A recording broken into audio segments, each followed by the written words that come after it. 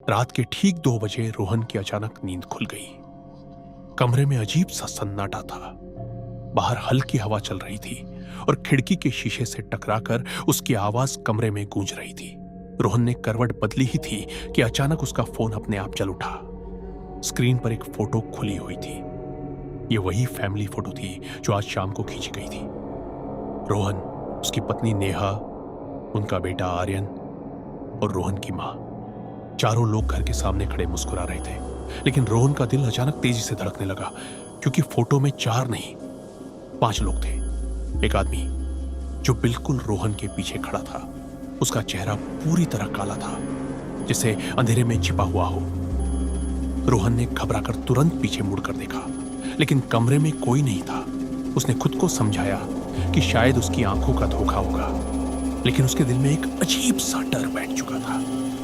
असल में रोहन अपने परिवार के साथ अब भी कुछ दिन पहले ही इस नए घर में शिफ्ट हुआ था। घर शहर से थोड़ा दूर था, पुराना था, लेकिन बहुत सस्ता मिल गया था। रोहन को लगा था कि इतने बड़े घर में उसका परिवार आराम से रह पाएगा। पहले 2 दिन सब ठीक रहा, लेकिन तीसरी रात से घर में अजीब चीजें होने लगी। कभी किचन में रखे बर्तन अपने आप खनखनाने लगते, कभी सीढ़ियों से किसी के चलने की आवाज आती। रोहन हर बार सोचता, शायद हवा होगी या घर की लकड़ी की आवाज। लेकिन उसकी मां को कुछ ठीक नहीं लग रहा था। एक दिन उन्होंने रोहन से कहा, बेटा, इस घर में हमें छोड़कर कोई और भी है। रोहन हंस पड़ा। उसे लगा शायद मां बेवजह डर रही है, लेकिन उसी रात कुछ ऐसा हुआ जिसने रोहन को भी डरा दिया। रात करीब 1 बजे छोटा आर्यन रोते हुए रोहन के कमरे में आया। उसकी आंखें डरी हुई थीं। रोहन ने तुरंत उसे गोद में उठाया और पूछा, क्या हुआ बेटा? आर्यन ने कांपती आवाज में कहा, पापा, मेरे कमरे में एक अंकल खड़े हैं। रोहन ने पूछा, कौन अंकल? आर्यन बोला, वो कहते हैं ये घर उनका है। रोहन तुरंत आर्यन के कमरे में गया। कमरा बिल्कुल खाली था, खिड़की बंद थी, दरवाजा भी अंदर से बंद था, लेकिन दीवार पर लगी फैमिली फोटो नीचे गिर चुकी थी। रोहन ने फोटो उठाई और उसका दिल जैसे रुक गया। फोटो में वही 5वां आदमी फिर दिखाई दे रहा था। इस बार वो नेहा के पीछे खड़ा था। रोहन ने तुरंत फोन से फोटो चेक की, लेकिन फोन में वही पुरानी फोटो थी जिसमें सिर्फ 4 लोग थे। अब रोहन समझ नहीं पा रहा था कि सच क्या है। अगले दिन उसने पड़ोसियों से इस घर के बारे में पूछना शुरू किया।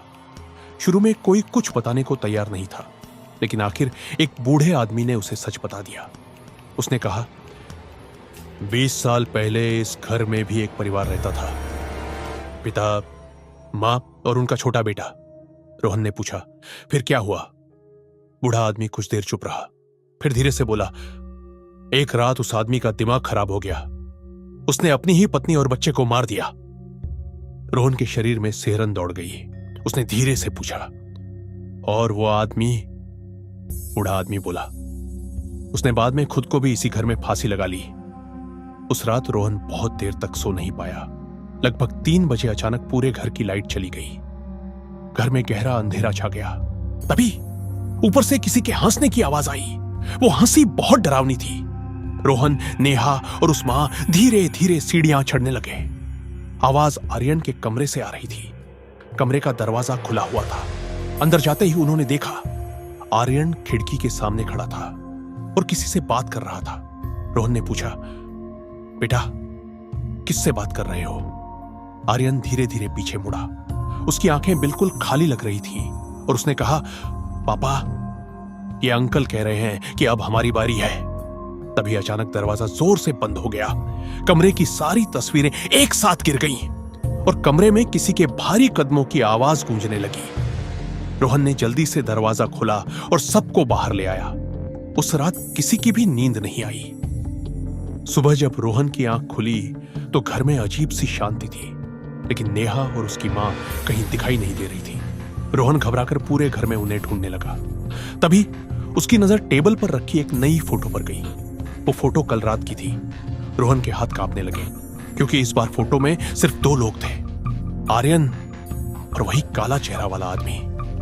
लेकिन रोहन, नेहा और उसकी मां फोटो में नहीं थे और फोटो के नीचे लिखा था, नया परिवार आ गया।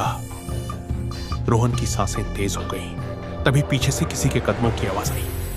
रोहन धीरे धीरे पीछे मुड़ा और उसका दिल जैसे रुक गया, क्योंकि उसके पीछे वही आदमी खड़ा था जिसका चेहरा पूरी तरह काला था और वो धीरे से मुस्कुरा रहा था।